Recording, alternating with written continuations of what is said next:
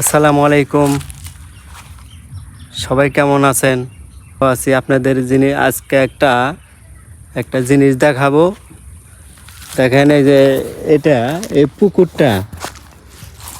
পুকুরটা অনেক আগের মুরব্বীদের জিগালিও তারা বলতে পারে না যে এটা, এই যে দেখেন এই যে এটা কত সালে বা কার কে ছিল, কে তৈরি করছে,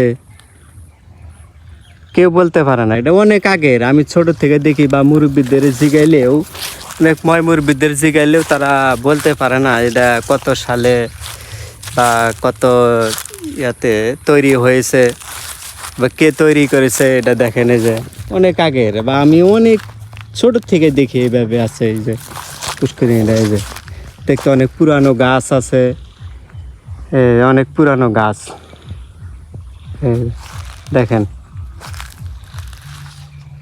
হ্যাঁ, দেখতে অনেক সুন্দর। আগে এখানে এই পুকুরে ছোট সময় অনেক